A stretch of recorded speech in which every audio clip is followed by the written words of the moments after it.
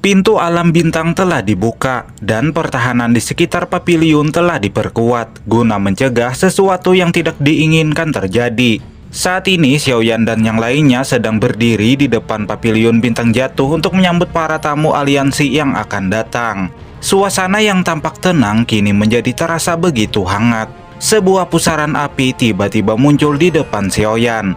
Kelompok pertama yang datang adalah lembah api yang berkobar, yakni Hun Yun, Tang Zhen, dan juga Tang Hoer. Sembari tersenyum, Yao Chen bergumam, leluhur Hun Yun, rupanya iblis tua ini benar-benar masih hidup. Xiaoyan dapat merasakan kekuatan Hun Yun berada di tingkat doseng bintang 1 menengah. Orang tua ini bisa dianggap sedikit lebih kuat darinya. Hun Yun menatap ke depan dan berkata, "Yao Chen, aku tidak menyangka kau masih hidup." Yao Chen hanya tertawa dan membalas, "Orang tua, kau benar-benar telah mencapai kelas doseng." Hun Yun menghela napas, "Orang tua Yao, asal kau tahu, ketika aku menerobos doseng, hal itu hampir saja membuatku kehilangan nyawa. Tidak seperti muridmu ini yang memiliki beberapa keberuntungan," sembari mengalihkan pandangannya ke arah Xiaoyan. Xiaoyan hanya tersenyum dan menangkupkan kedua tangannya untuk memberi hormat dan menyapa Hun Yun serta dua lainnya.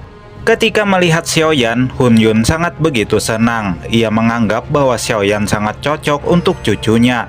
Wajah Tang Hoer memerah dan tersipu malu ketika mendengar perkataan leluhurnya. Tiba-tiba sebuah robekan ruang muncul di langit. Tetua pertama Menara Pil, Xuan Kongzi, dan yang lainnya mendarat di udara kosong di depan semua orang.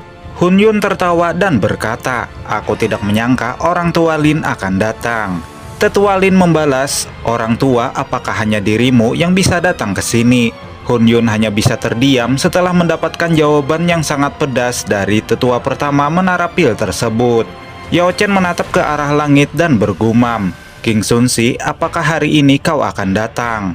Yao Chen sendiri masih belum bisa memastikan apakah Sekte Bunga akan bergabung dengan aliansi atau tidak. Mengingat saat terakhir kali bertemu di Sekte Bunga, Peri King tidak memberikan jawaban pasti untuknya. Setelah beberapa saat berlalu, tampak kelopak bunga beterbangan dari ruang hampa.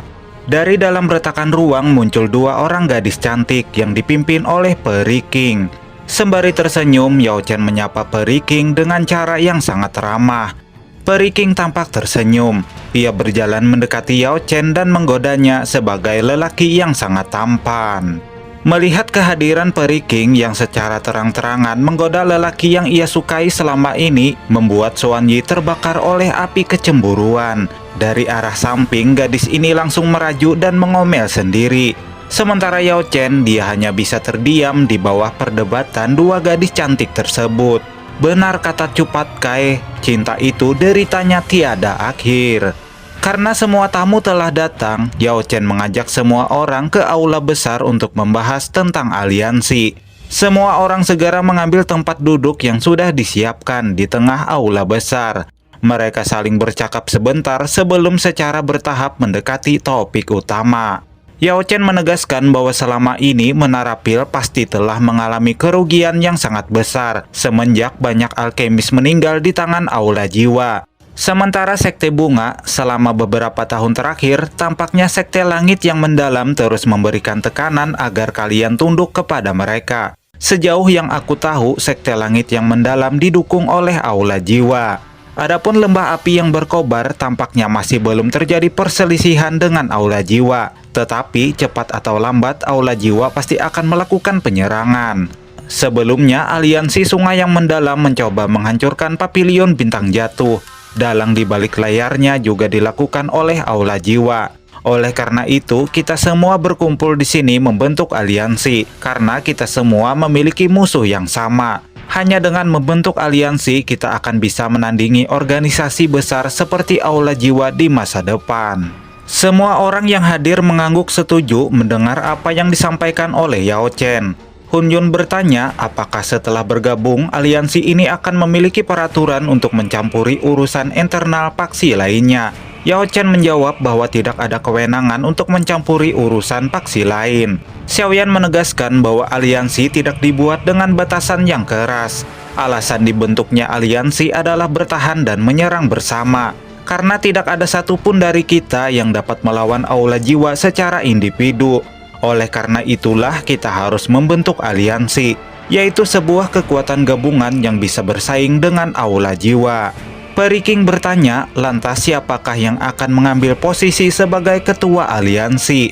Xiaoyan menjawab, menurutku lebih baik kalian dari faksi yang berbeda yang memilih siapa yang cocok agar tidak terjadi konflik nantinya.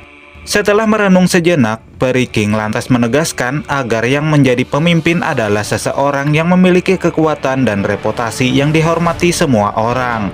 Peri King menatap leluhur lembah api yang berkobar dan berkata, menurutku, Pak Tua Hun Yun ini memiliki karakter emosional dan berpeluang menjadi impulsif. Jadi beliau tidak bisa dijadikan sebagai ketua. Mendengar pernyataan ini, Hun Yun langsung tersindir. Namun dia mengakui bahwa dirinya memang tidak menyukai urusan kepemimpinan. Ia juga menyadari akan sifatnya sendiri. Peri King menyarankan agar tetua Lin dan Yao Chen yang paling cocok mengambil posisi ketua. Keduanya memiliki kekuatan yang kuat dan reputasi yang besar untuk mengumpulkan banyak orang. Tetua Lin lantas berkata bahwa dirinya sudah tua, jadi orang yang paling cocok untuk menjadi ketua seharusnya adalah Yao Chen. Yao Chen angkat bicara, karena semua orang memberikan kepercayaan ini, maka aku akan mengambil posisi sebagai ketua sementara, sampai nantinya ada yang lebih cocok menjadi ketua. Namun sebelum itu akan diberi nama apa aliansi yang kita bentuk ini? Tetua Lin menyarankan agar memberi nama aliansi yang dibentuk sebagai Aliansi Istana Surgawi. Nama ini memiliki makna yang sangat megah dan mendominasi. Mendengar nama ini, baik Xiaoyan dan yang lainnya sangat setuju. Setelah itu, semua orang mengangkat gelas mereka untuk merayakan terbentuknya aliansi besar di dataran tengah. Namun tiba-tiba sebuah retakan ruang muncul di tengah aula, sehingga mengejutkan semua orang. Sebuah suara muncul dari retakan ruang dan berkata, Istana Surgawi ya. Nama ini memang cukup mendominasi. Tapi wakil pemimpin aula ini ingin tahu apakah kalian semua akan memiliki kehidupan yang cukup untuk menikmatinya. Kabut hitam yang mengandung aura mengerikan segera merembes keluar dari retakan ruang, bersamaan dengan kemunculan sosok manusia di depan semua orang. Ekspresi Xiaoyan dan semua orang berubah menjadi waspada setelah mendengar kata-kata yang dilontarkan oleh wakil pemimpin Aula Jiwa tersebut. Dengan kekuatan persepsi jiwanya, Xiaoyan tahu bahwa orang yang ada di depannya ini hanyalah tubuh ilusi dan bukan tubuh aslinya. Jadi Xiaoyan mengejeknya sebagai penakut, karena hanya berani menerobos masuk pavilion bintang jatuh dengan tubuh ilusi. Wakil kepala aula hanya tertawa setelah mendapatkan ejekan tersebut. Xiaoyan, pencapaianmu memang sangat mengejutkanku. Seharusnya dulu aku langsung memusnahkan klan Xiao sepenuhnya. Tatapan Xiaoyan menjadi dingin dan jarinya segera menunjuk sosok manusia ilusi sehingga menyebabkan ruang di sekitarnya berfluktuasi. Sosok ilusi hanya tersenyum dan berkata, alasanku ada di sini karena kunci Giok Toshi di tanganmu. Lalu dia menunjukkan sebuah potongan video yang memperlihatkan Xiao Zhan yang berada di penjara gelap dengan rantai yang mengikat tubuhnya. Melihat kondisi ayahnya, Xiaoyan langsung berdiri dengan wajah yang ganas. Aura menakutkan menyebar dari tubuhnya. Niat membunuh yang kejam membuat seluruh aula menjadi terasa dingin. Xiaoyan mengepalkan tangannya sampai mengeluarkan darah. Sosok ilusi itu menyarankan Xiaoyan agar lebih baik menyerahkan Giok Toshi kepadanya. Jika tidak, maka hari ini akan menjadi peringatan kematian ayahmu. Meskipun Xiaoyan telah melepaskan aura niat membunuh yang sangat kuat, tetapi wakil pemimpin aula jiwa itu tidak memperdulikannya. Dia terus mengatakan kata-kata provokatif sehingga membuat Xiaoyan menjadi terbakar di dalam emosi. Saat ini Xiaoyan hampir saja kehilangan kendali. Namun Yao Chen segera menenangkan Xiaoyan agar jangan termakan provokasi yang dilontarkan makhluk jahat tersebut. Setelah hatinya kembali tenang, Xiaoyan berkata, jika sekarang aku menyerahkan Giok Toshi kepadamu, mungkin ayahku hanya akan mati lebih cepat. Oleh karena itu, trik semacam ini sangat tidak berguna. Jika kalian menginginkan Giok Toshi, maka bawa ayahku ke hadapanku. Wakil kepala aula jiwa tertawa kejam setelah mendapatkan penolakan. Ia memperingatkan Xiaoyan agar jangan terlalu sombong. Aliansi Istana Surgawi kalian pasti tidak akan mampu melawan aula jiwa. Oleh karena itu, Aula Pil, Sekte Bunga, dan Lembah Api yang berkobar, sebaiknya kalian jangan terlibat jika tidak ingin dimusnahkan. Ekspresi Peri King dan Hun Yun menjadi sangat serius dan tidak mengatakan sepatah kata pun. Sementara Tetua Lin langsung tertawa dingin. Apakah Aula Jiwa dapat menelan menara pilku? Itu tergantung seberapa tinggi kemampuan kalian. Xiaoyan menatap tajam ke arah sosok ilusi di depannya. Ia mengulurkan tangannya dan api surgawi muncul membungkus telapak tangannya. Beritahu semua orang setelah kau kembali. Aku akan menghabisi semua orang dari Aula Jiwa dan klan Hun. Xiaoyan mengepalkan tangannya sehingga sosok ilusi itu hancur terbakar oleh api surgawi. Setelah sosok ilusi itu dihancurkan, Xiaoyan bertanya kepada semua orang, siapakah sosok wakil pemimpin Aula Jiwa tersebut. Hun Yun berkata, sepengetahuanku, sepertinya orang ini berasal dari klan Hun, dan kekuatannya sebanding dengan Doseng bintang 3. Dia bersembunyi karena tidak yakin dapat mengalahkan semua orang di sini. Xiaoyan segera berdiri, tampaknya masalah aliansi kita sudah diselesaikan, dan musuh utama kita adalah Aula Jiwa. Setelah informasi aliansi ini terbentuk, pastinya Aula Jiwa tidak akan merasa tenang. Pada saat itu kita harus bergandengan tangan untuk melawan musuh. Selain itu, ketiga paksi harus membangun jalur ruang angkasa yang terhubung satu sama lain, sehingga semua orang bisa datang cepat waktu untuk memberikan bantuan kepada paksi manapun yang berada dalam bahaya. Semua orang segera mengangguk dan menerima hasil dari instruksi tersebut. Tidak terasa 1 bulan telah berlalu. Saat ini Yao Chen dan Xiaoyan sedang berada di halaman Pavilion Bintang Jatuh. Mereka berdua sedang membicarakan Aula Jiwa yang tidak melakukan pergerakan selama beberapa waktu terakhir. Hal ini sungguh aneh dan tidak manuk akal. Yao Chen menebak bahwa tampaknya Aula Jiwa menunggu kemunculan api teratai iblis yang akan muncul dalam 9 bulan ke depan.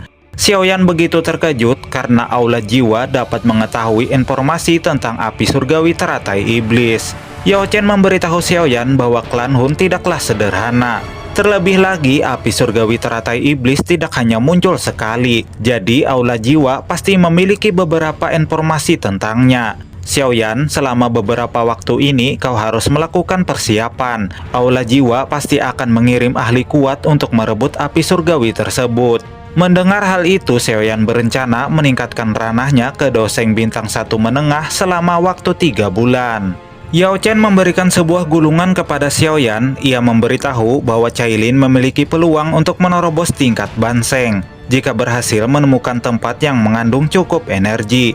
Kekuatan tubuh Piton 7 warna dapat bersaing dengan seorang elit Doseng asli. Jika berhasil, maka Cailin akan sangat membantumu. Gulungan itu berisi tentang informasi mata air 9 yang dapat membantu Cailin mengendalikan tubuh fisiknya. Apalagi dia memiliki batu asal 9 warna. Jika dia beruntung, mungkin dia bisa berevolusi menjadi ahli yang sebanding dengan Raja Ular Surgawi kuno, yakni Piton Langit 9 warna.